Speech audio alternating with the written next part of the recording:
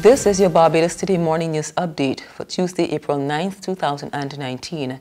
Thanks for joining us. I'm Carol Williams. A 35-year-old man said to be from the Dominican Republic is in legal limbo in Barbados. For the past 3 months, he has been held by immigration authorities who've been trying to verify his citizenship, while the nation he claims is home wants proof of his identity. The man, identified as Juan Abraham Ramirez Rijo, was rescued at sea by a cruise ship along with 12 other men last December. He had no identity papers. He has been staying at the detention facility at the Grantley Adams International Airport since early January. While the other 12 have been repatriated after being positively identified, no one has come forward with the necessary documentation for Ramirez. In another twist, the man was hauled before the courts on the weekend for damaging a door, 2 door locks and hardware, a door frame in a washroom, as well as the drywall last month. The man pleaded guilty to the charge when he appeared before the magistrate. He has been remanded to prison until May 3rd. A 59-year-old grandmother is appealing for assistance with a home to better care for her grandchildren following the unexpected death of her daughter back in 2016. Cora Eastman is the legal guardian of 4-year-old twin boys, but her home at My Lord's Hill, St. Michael, is in urgent need of repair, has no electricity, an overflowing toilet, and outside bathroom facilities are falling apart.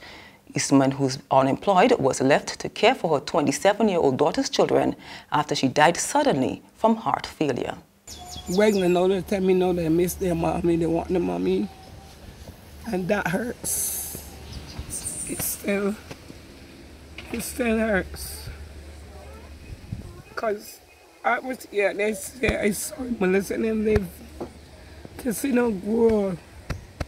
How little grow and how sweet they grow, man. And it still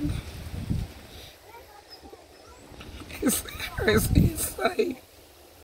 And that was what just hurt me. Because I can't do more for that. I love all 3 of them. I love all 3 of them. But what I will let it do for them, I cannot. Just a birthday kind of. Between his birthday coming up. And I say, I always said before, if I had money, I would keep on a party for them. All 3 don't want to. The 35 former workers of the Gymnasium Limited who were sent home last week without severance should receive their monies today. When contacted yesterday, Minister of Sports John King said the checks were signed and should be handed over to the workers. The employees were sent home as a result of the merger of the Gymnasium Limited, which was operated as Sir Garfield Sobers Sports Complex, and the National Sports Council. Minister King confirms they will also have the option of being rehired under the merged entity.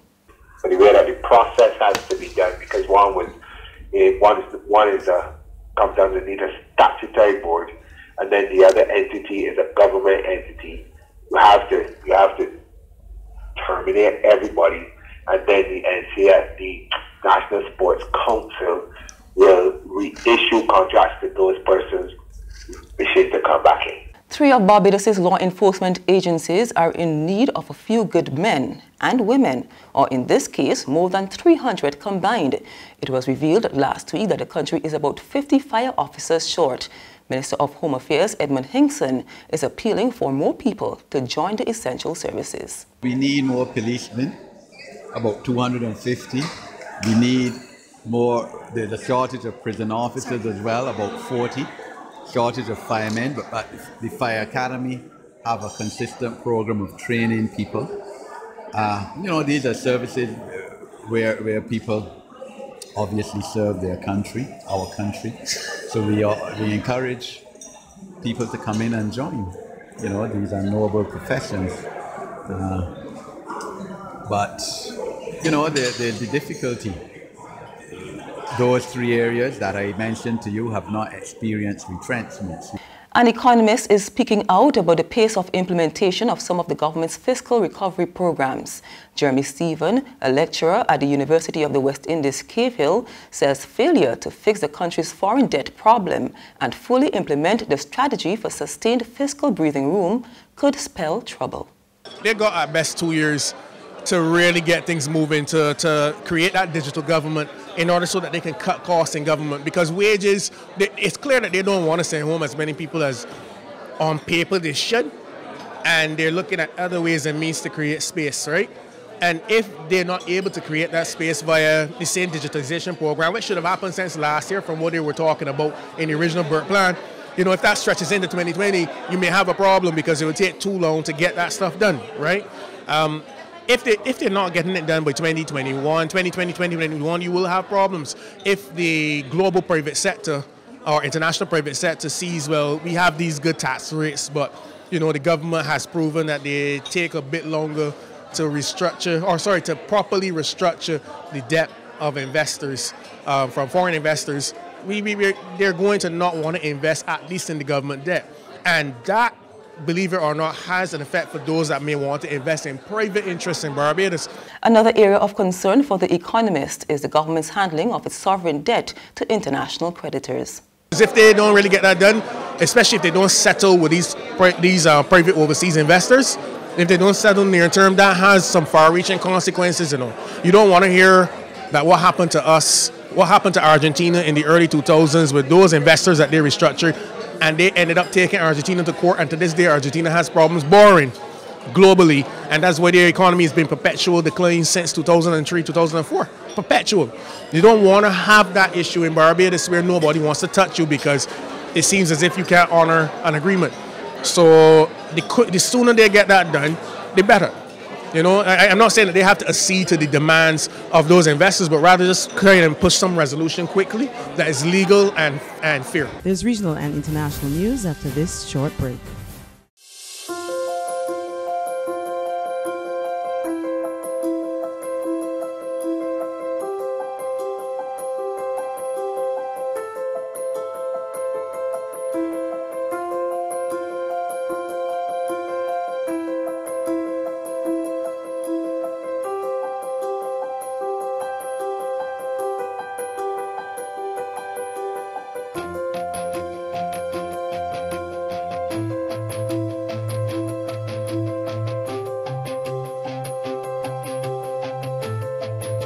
Barbados Today, news you can trust.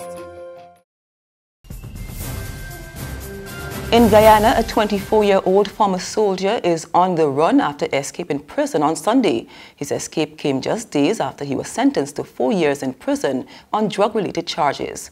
More from Capital News. He bolted from the jailhouse just after 3 Sunday morning.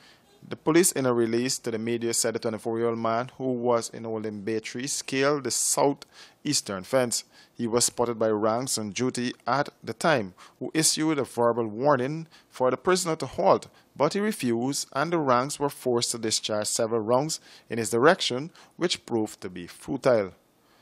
The sounds of gunshots signaled an emergency, and a further alarm was raised by the ranks on duty.